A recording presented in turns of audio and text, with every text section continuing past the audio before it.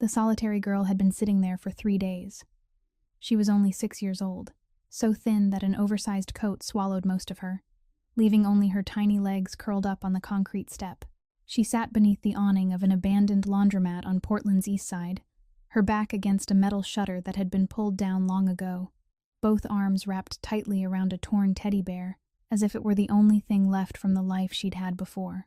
The rain didn't stop. Every day, people walked past her. An old woman pushing a cart glanced over, then looked away. A young man in a hood moved faster, as if he was afraid of having to see. The convenience store clerk across the street tossed her a bottle of water and then shut the glass door again. Someone dialed the police, but no one came. Most people just kept going. They told themselves the same sentence, again and again. Her mom will come back. It's not my business. Someone else will help. There's always someone, and the little girl believed it. She believed with that stubborn faith only a 6-year-old can hold on to.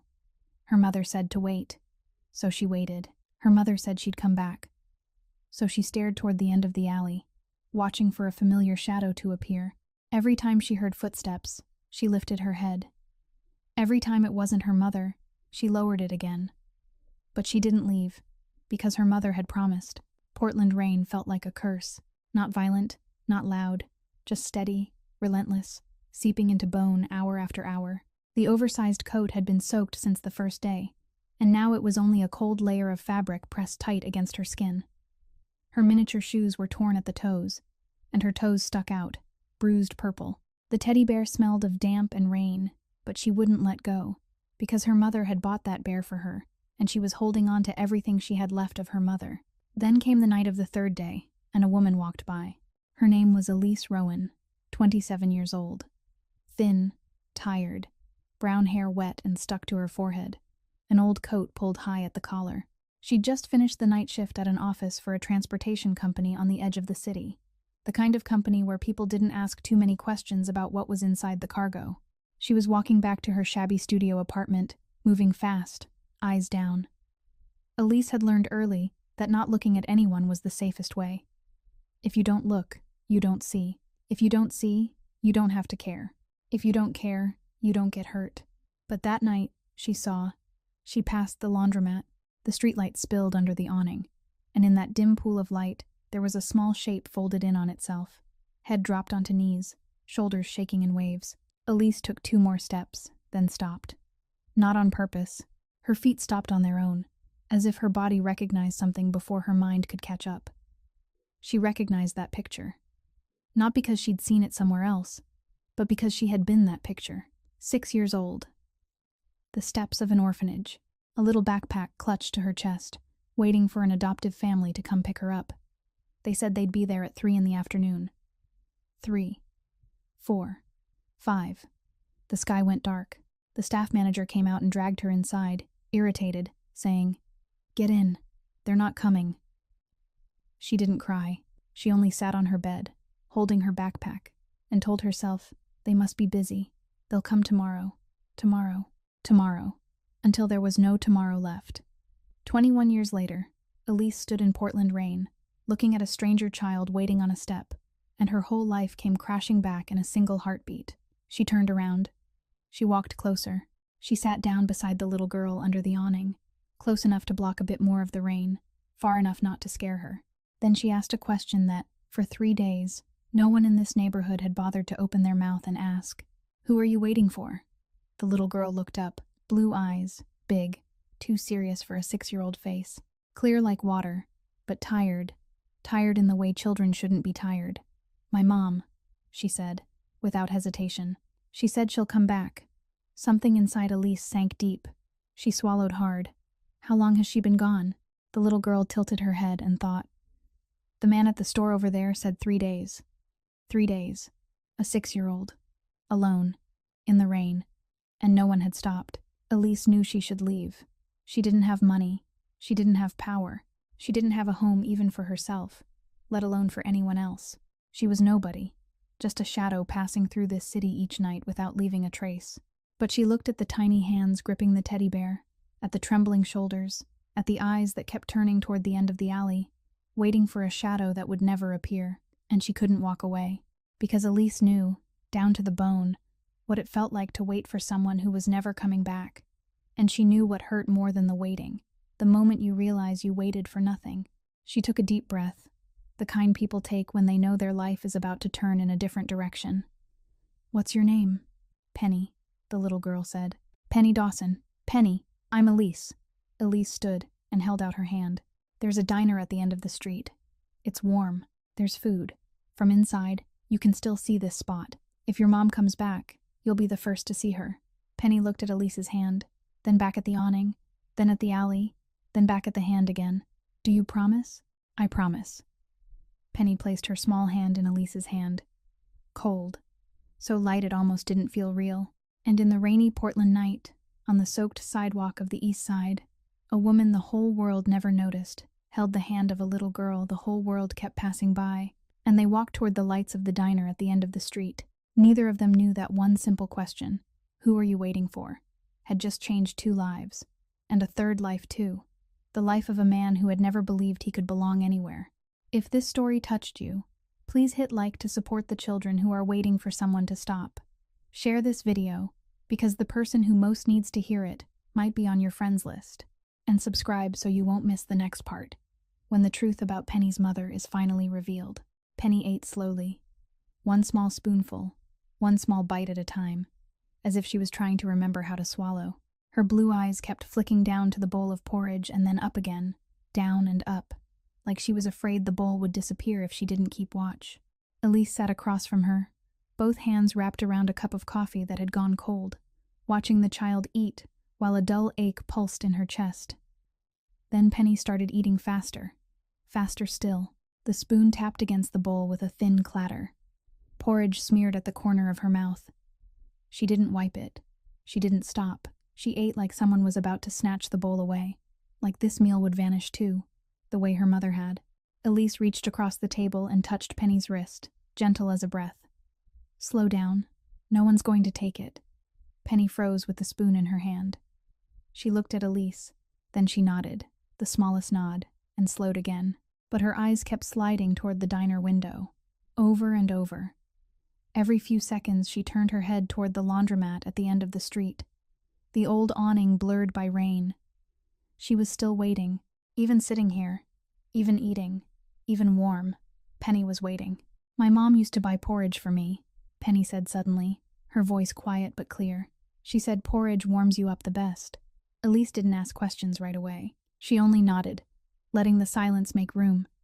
And Penny talked, in fragments, the way children do, jumping from one detail to another with no sense of order. Her mom's name was Shay. Her mom had blonde hair like Penny's. Her mom worked at the place, with green and red lights. Her mom left when it was dark and came home when it was light. Some days her mom came back with swollen eyes. Some days she didn't come back at all. Her mom used to hold her at night, hold her so tight Penny couldn't breathe. But Penny didn't say anything because she knew her mom was crying. "She said she was going to take me somewhere better," Penny said, turning the spoon handle slowly between her fingers. "She said there's a yard there, trees, and none of the men who come knocking at night." Elise listened to every sentence, and with each one, another piece fell into place. Green and red lights, night work, swollen eyes, men at the door. Penny's mother hadn't left because she wanted to. Penny's mother had been forced to leave her. And the words, "Wait for me," weren't a casual promise.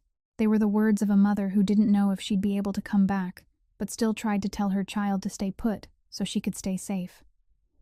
Elise looked at Penny, and something tightened inside her. Not pity, deeper than pity. The recognition that this child hadn't merely been left behind. This child had been ripped out of the hands of the only person who loved her. Penny finished eating. She pushed the bowl away, obedient and quiet, and then sat still. Her gaze drifted back to the window again. The rain kept falling. The laundromat stayed dark. The alley stayed empty. Elise followed the direction of Penny's eyes and knew she couldn't put her back on that step, but she also knew she had nothing.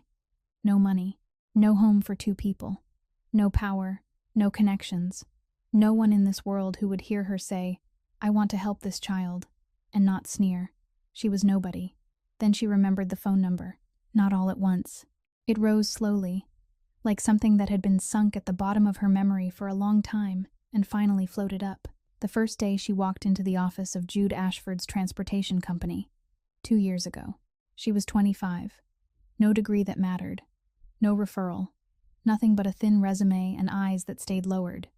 Jude had handed her a small scrap of paper, a string of numbers written by hand. "My private number," he'd said. "Only use it if you truly need to. Not work. Need." She'd put the paper in a drawer. 2 years. 730 days.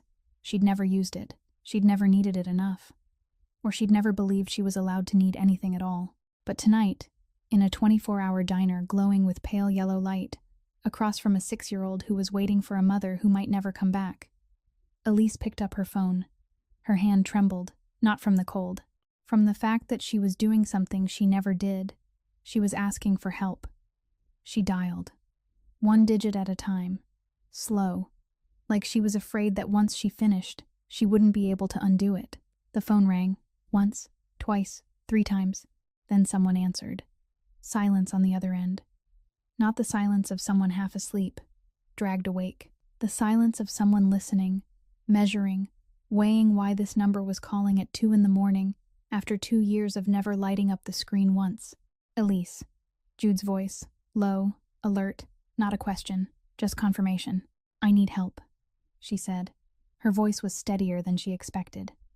But Jude heard what she couldn't hide, the thing she'd never let show in 2 years of working beside him. She was scared, not scared for herself, scared for someone else. The silence lasted 3 seconds. Then Jude said, only 2 words. "Where are you?" Jude Ashford hung up at 2:07 in the morning. He was sitting in the penthouse on the 23rd floor, alone, like he was every night. The glass on the table was still half full. Portland's light spread out below him like a dim woven carpet, and the room was so large that even his footsteps came back to him as an echo. Jude was 36 years old. He owned a piece of this city's underworld. People feared him. People listened to him. No one ever called him at 2 a.m. unless someone was dead or about to be. But Elise called. And she didn't call because of those things. She called because of a child. He set the drink down, stood up, and walked to the window to look out at the city. Somewhere out there, in the rain, the quietest accounting clerk he'd ever met was sitting with a 6-year-old in a 24-hour diner, and she had used the number she hadn't touched once in 2 years. Jude knew Elise. Not the way a boss knows an employee. He knew her the way someone who'd lived in the dark recognizes another shadow. She didn't look at people. She didn't waste words. She didn't ask for anything. She didn't complain. For 2 years she arrived on time, finished the work, and left, as if she was trying to exist without taking up space that belonged to anyone else. And tonight she called, so he knew it mattered. 15 minutes later, Jude's car was already at the diner. He didn't come himself. He sent someone to pick them up. 2 men in black, polite, quiet, guided Elise and Penny into the car and drove across the city toward an apartment building in Nob Hill, where Jude owned 3 units that no one knew belonged to anyone. A safe place. Clean, warm, stocked, unmarked.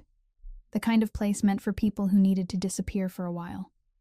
Elise carried Penny inside. The little girl was half asleep, her head heavy on Elise's shoulder, her arms still wrapped around that torn teddy bear. Elise laid Penny down on the sofa, pulled a thin blanket over her, and sat beside her without taking her eyes away. She didn't know whether Jude would come. She only knew that tonight, Penny wouldn't sleep out in the rain. Close to 4 a.m, the door opened. Jude walked in, silent, as if he'd been born knowing how to move without making sound. He wore a black shirt with the sleeves rolled up, no suit, no visible weapon. But the entire room changed when he crossed the threshold. The air felt heavier. The walls felt closer. Everything tightened around him, as if he were the center of gravity. Elise stood. They looked at each other. She didn't give a long explanation. She only said it plain. She's 6. She sat outside an abandoned laundromat for 3 days. Her mother left her there and didn't come back. I don't know where her mother is. Jude nodded. He didn't ask more. He didn't ask why Elise cared. He didn't ask what she planned to do. He only looked over Elise's shoulder toward the sofa, where Penny lay curled beneath the blanket. Then he walked closer. He stopped a few steps away and looked down. The little girl was so thin, the blanket was nearly flat, unable to even hold the shape of a body beneath it. Blonde hair tangled, matted, dirty. The small shoes with the torn toes sat on the floor, soaked through inside. The teddy bear was pressed to her chest, one eye missing, stuffing pushing out along the seam of its belly. Penny shifted in her sleep. Her eyes cracked open, cloudy, not fully awake. She saw Jude, a stranger, tall, dark, standing like a shadow made solid in a room she'd never seen before. Any child would have been afraid. But Penny wasn't. She only looked at him, blue eyes wide, not fully awake but awake enough to measure, as if she was weighing what kind of person he was, the kind who walks past or the kind who stops. Jude looked at the vulnerable child, and something happened. Not dramatic, not loud, just a moment where time slipped, and he wasn't in an apartment in Portland anymore. He was 7 years old. A Tuesday morning. A kitchen that smelled like old beer and cold cigarettes. His mother stood at the door with a bag in her hand, her eyes not on him. She opened the door, stepped out, and didn't turn back. No kiss, no warning. No, wait for me. She just went. Inside, his father smashed a bottle against the wall, glass shattering, then shouting, then a silence heavier than the breaking. Little Jude sat on the step outside, clutching something he couldn't remember now, only the memory of small hands holding tight, then letting go, and the hollow feeling that came with letting go, a hollow that stayed with him for 29 years. Under everything he built, everything he controlled, everything he owned, he'd never filled it. He'd only built over it. Jude came back to the present. Penny was still staring at him, more awake now, both hands locked around the teddy bear. She was shaking. Not with fear, with cold. The oversized coat she'd been wearing had been wet for hours, now stuck to her skin, no longer able to keep her warm. Jude didn't think. He pulled off his coat, black cashmere, the kind of coat worth more than all the clothes Penny had worn in 6 years put together, and he draped it gently over her shoulders. The fabric was warm, huge, almost swallowing her like a second blanket. Penny looked down at the coat, then up at Jude, and then she did something Jude wasn't ready for. She reached out and grabbed the sleeve of his shirt, just a small grip, with tiny fingers, ice cold, weak, but holding, not letting go. Jude went still. His whole body went still. He didn't pull away. He didn't step back. He didn't say anything. He simply stood there and let a 6-year-old hold onto his sleeve. And for the first time in a very long time, he didn't know what came next. Elise stood a few steps away, her back against the wall, watching. She'd worked for Jude for 2 years. She'd seen him give orders without raising his voice. She'd seen people lower their heads when he walked into a room. She'd seen his eyes go cold as bulletproof glass while he read numbers. But she had never seen what was happening on his face now. It wasn't power. It wasn't cold. It was recognition, as if he was looking at this child and seeing something he'd buried deep for a long time, suddenly dug up by the smallest hands in the world. The next morning, Jude sat at the table in the safe apartment with a phone pressed to his ear, his voice low and fast, issuing orders in clipped sentences that Elise didn't catch in full but understood well enough. He was activating the network. Names, addresses, and districts were spoken like code. He was looking for Shay Dawson. Elise stood in the kitchen doorway, listening, waiting. When Jude ended the call, she spoke at once, with no detour. "I'm coming with you." Jude looked at her, not the way a boss looks at an employee, but the way someone weighs whether you understand what you're asking. "No," he said. "It's dangerous. I promised the little girl I'd find her mother." Elise held his gaze. "I don't make promises and then sit and wait." The words hung in the air. Jude didn't answer right away. He watched her, and Elise saw something shift in his eyes, small, almost invisible, but there. She had touched something he respected more than money, more than power, more than anything. "Keeping your word," he nodded once. They left while the sky was still gray. Penny stayed behind in the apartment with a woman Jude called in, a professional babysitter, tight-lipped, the kind who didn't ask unnecessary questions. Penny gripped Elise's sleeve as Elise prepared to walk out the door. "You'll come back, right?" Elise knelt to her level. "I'll come back. I promise." Penny let go, but her eyes followed Elise until the door closed. Jude's car cut across the city, through streets Elise had never traveled, toward neighborhoods the map named, but people didn't enter without a reason. The southern industrial zone, old warehouses, back alleys behind rows of buildings where more than half the streetlights didn't work. Jude stopped in front of a bar with no sign, only a steel door and the smell of cigarettes leaking through the seam. He got out, and Elise followed. Inside it was dark, thick with stale beer and damp. A few faces turned to look, then turned away the moment they recognized Jude. No one greeted him, no one asked questions. Silence simply drifted back and made room, like water moving around stone. Jude spoke with a man in the far corner, his voice low, his face hidden in shadow. Elise stood beside him, not hearing every word, but watching the way Jude moved through this world. Natural, cold, not forced, not performed. He belonged here the way a fish belongs in water. And for the first time, Elise saw it clearly, sharply, with nothing left uncertain. Jude Ashford wasn't a businessman with a few complicated connections. He ruled a slice of this city's darkness. She was standing in his world, and his world didn't have room for innocence. But she didn't turn back. The first lead became the second, then the third. A name here, an address there, someone who'd seen Shay in this neighborhood, someone else who remembered her working at that place. By afternoon, they stopped in front of a cheap motel in Southeast, the kind that charged by the week, with rotting wooden stairs and a hallway that smelled of urine and bargain bleach. Room 307. The door wasn't locked. Jude pushed it open and stepped inside. Elise followed, then stopped at the threshold. The room was small and filthy, paint peeling from the walls, curtains gray with grime, but on the bed, Penny's clothes were folded neatly, each piece, one by one, a small t-shirt with a butterfly on it, squared and tidy. Tiny jeans folded in half and placed beside it. White socks rolled into tight bundles, set nearby. Elise looked at those clothes and her throat tightened. This was the sign of a mother who believed she would come back. You don't fold your child's clothes if you know you're not returning. Shay Dawson had folded each shirt, each pair of pants, laid them on the bed, and walked out the door believing she would come back and carry them to her child. On the table sat a sheet of paper. Jude picked it up, read it, and handed it to Elise. The handwriting was shaky, uneven, rushed. My sweet girl, I'm sorry. I'm sorry that I have to go. I'll come back for you. I promise. I'll find a way. I will. It stopped mid-sentence. The last word stretched into a slanted streak of ink, as if the hand writing it had been yanked away. And beneath that streak, the paper was crumpled and smeared. Tears. Shay had been writing to her child, and someone had dragged her away before she could finish. Elise set the letter down. Her hands were shaking. Not with fear, with anger, with the tremor that comes when you see a mother pulled away from her child in the middle of an apology. Jude didn't look at the letter a second time. He was looking at something else. In the trash bin beside the table, there was a wrinkled scrap of paper. He took it out and smoothed it flat, an IOU, and below it, a signature. Carlton Briggs. Jude went still. His jaw tightened, slow and certain, like steel clamping down on steel. He knew that name, not from rumor, directly.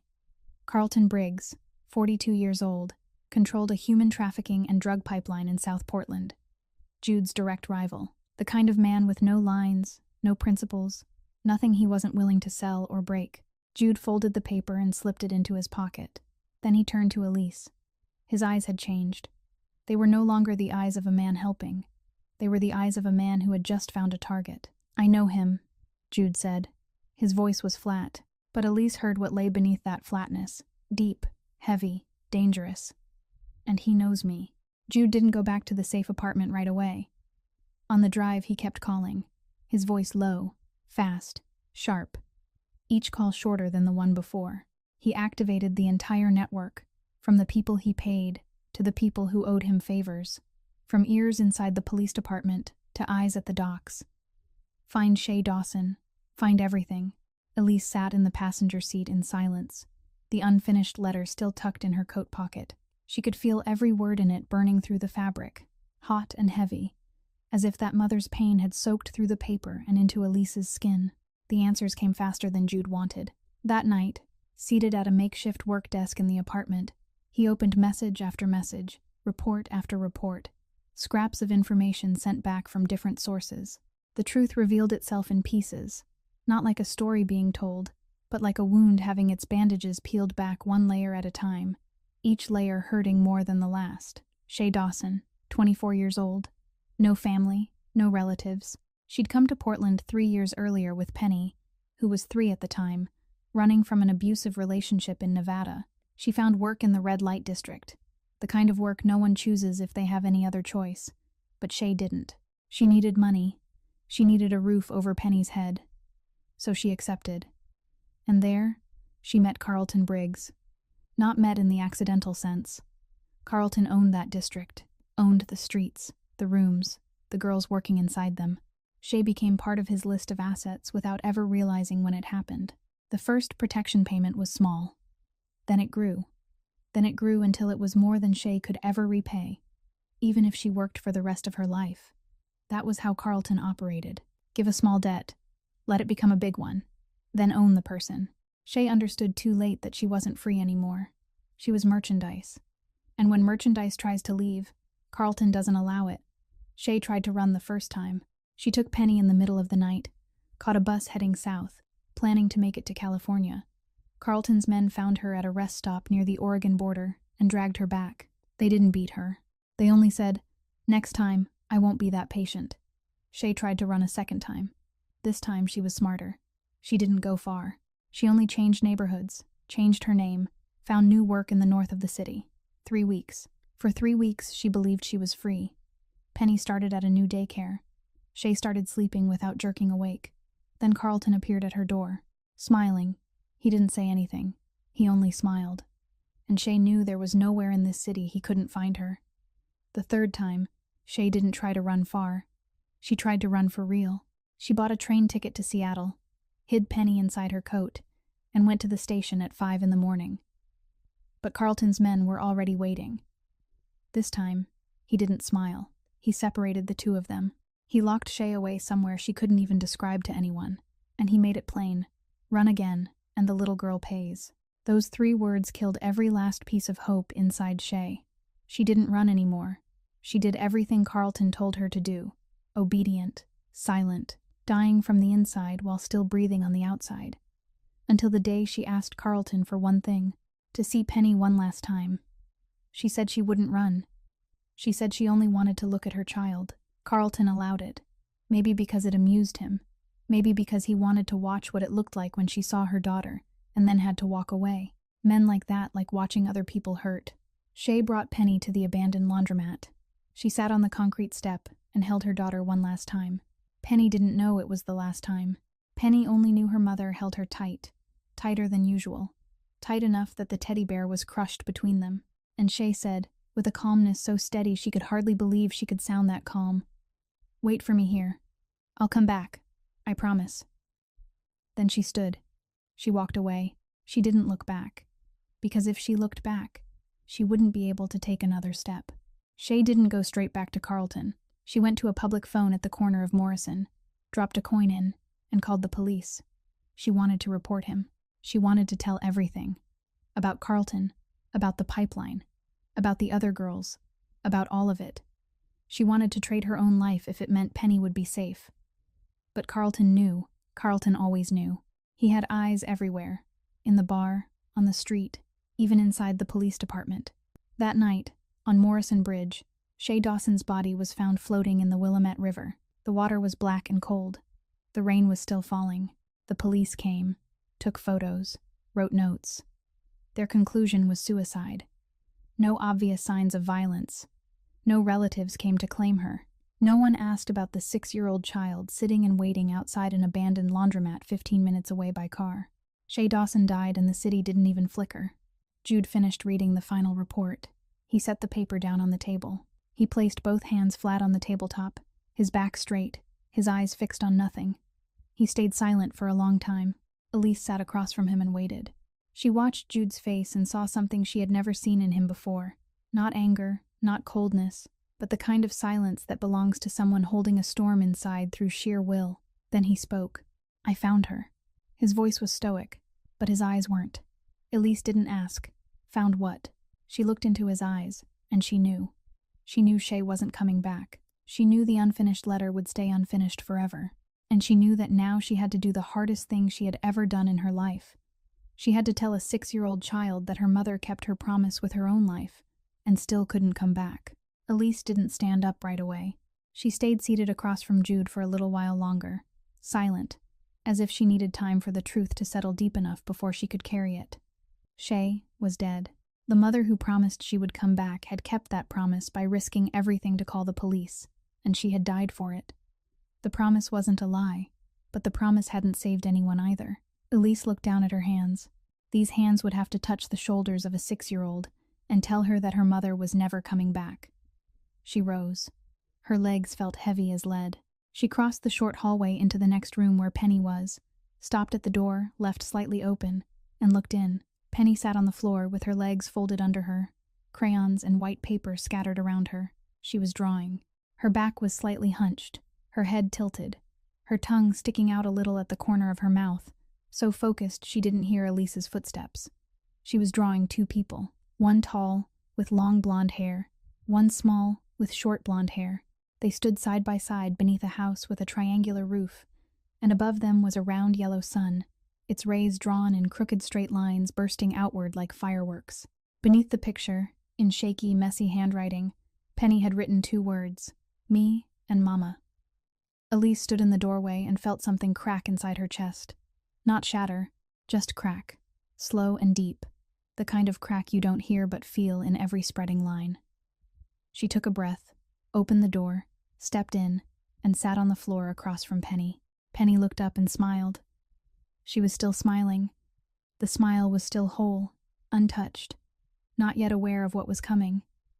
"Elise, I drew my mom," Penny said, holding the picture up. "She's so pretty. She has long hair. I drew the sun because she said the new place will have sunshine."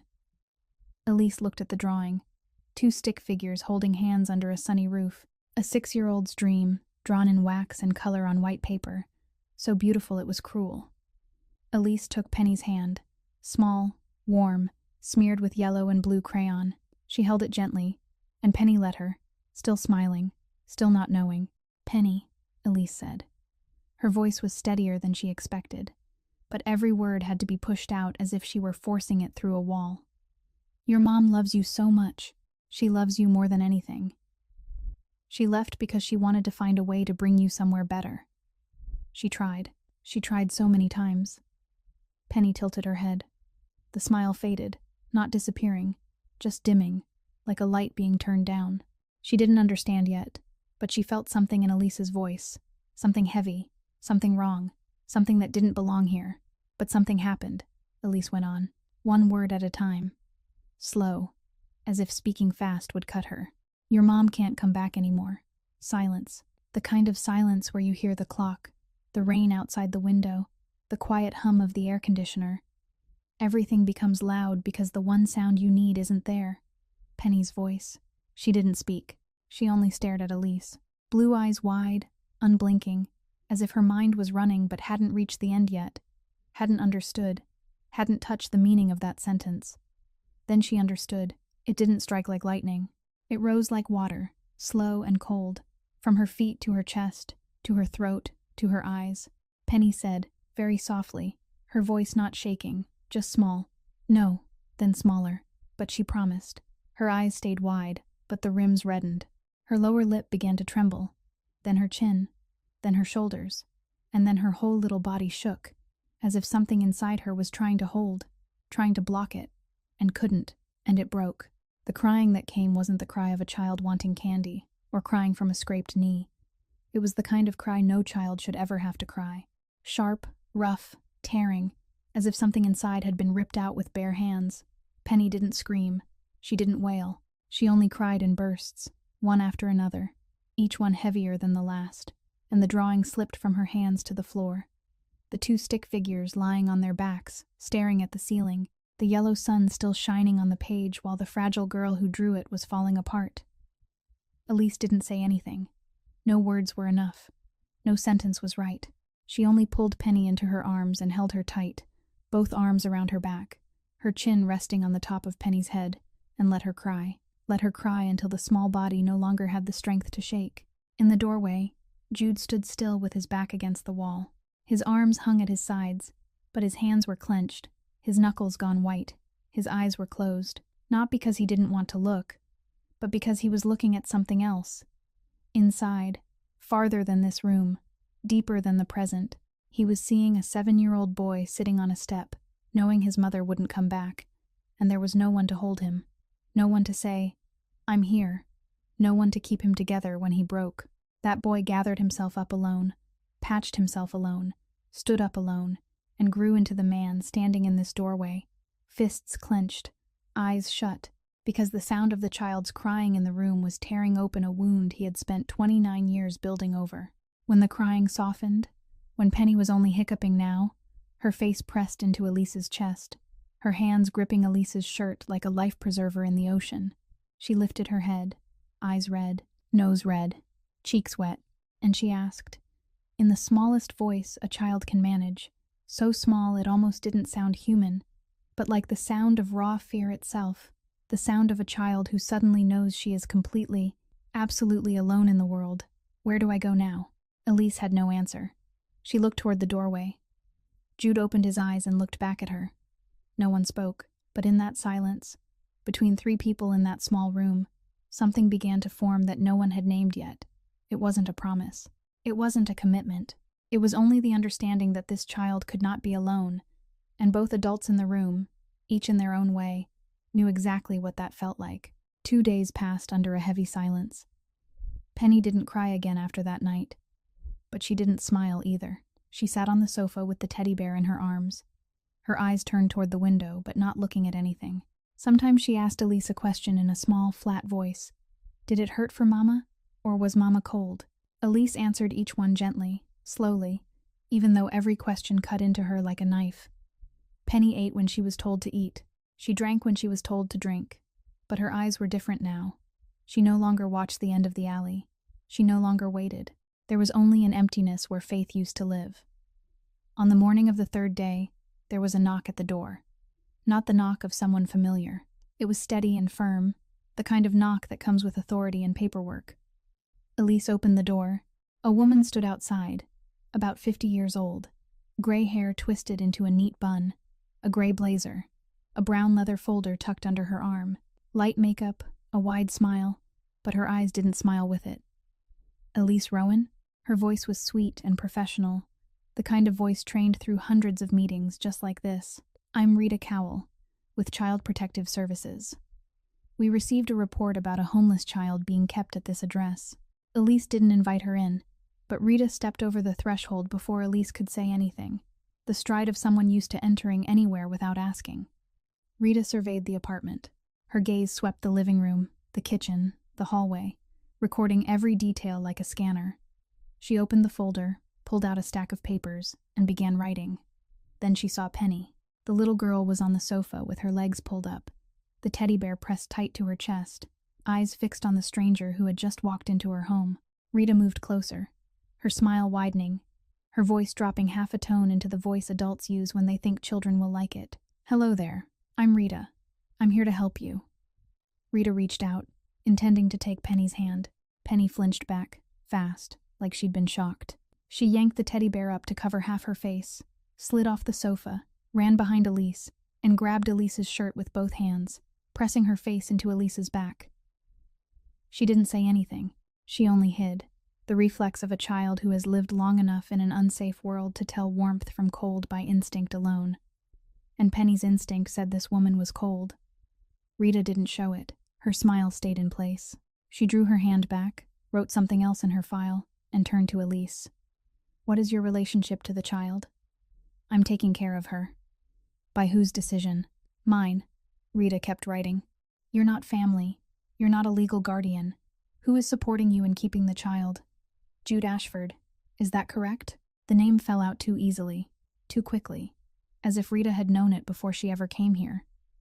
Elise didn't answer right away. She looked at Rita, and something in the woman made cold run through Elise's bones. Not because Rita threatened her, but because Elise recognized that look.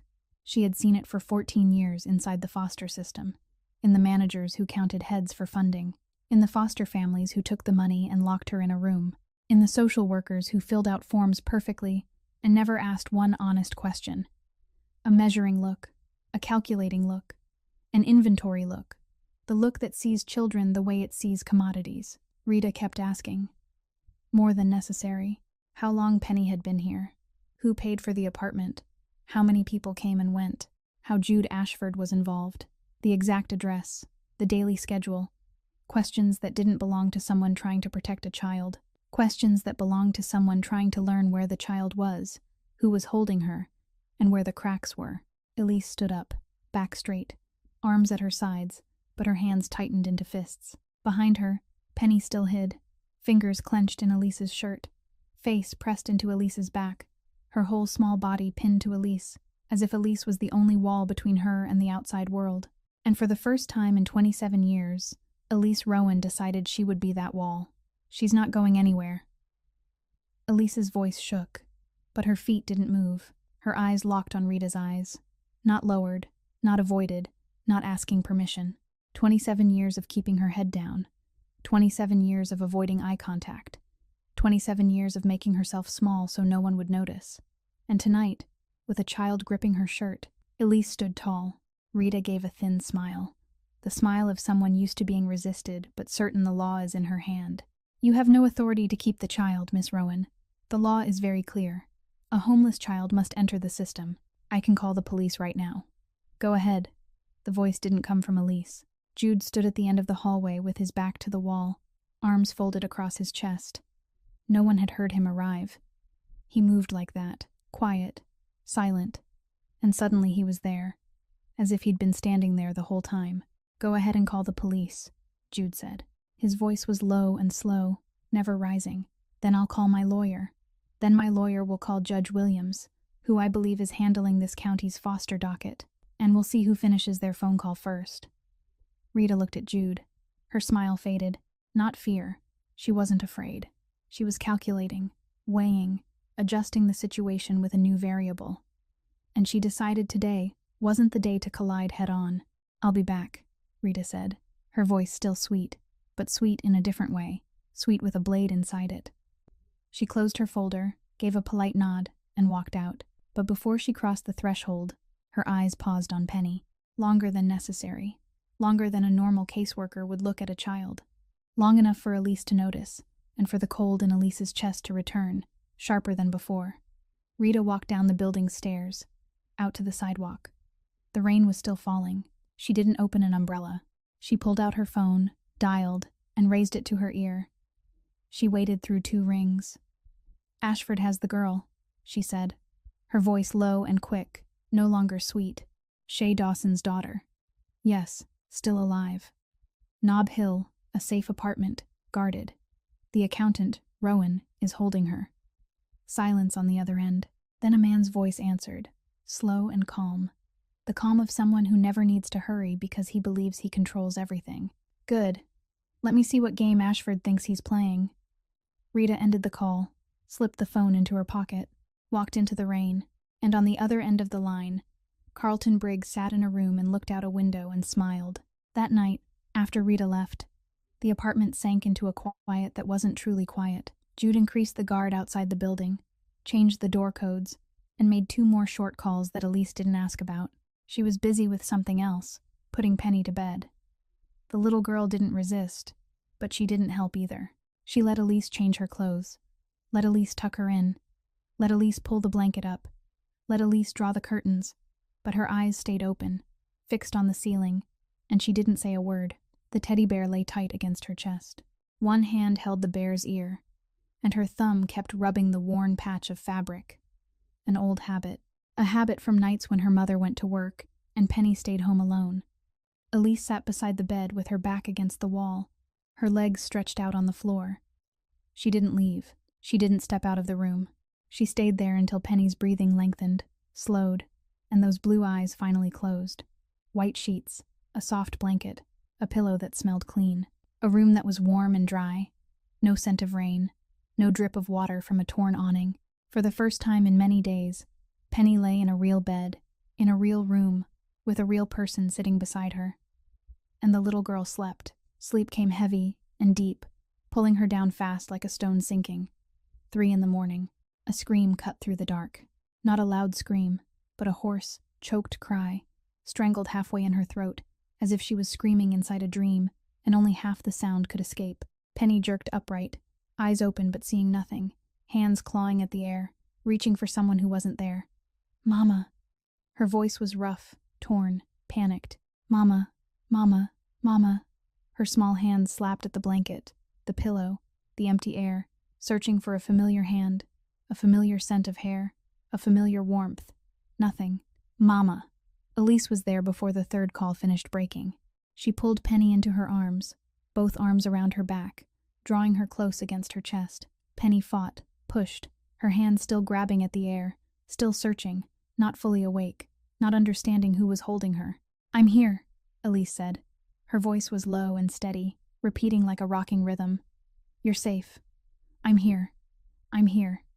Penny stopped struggling.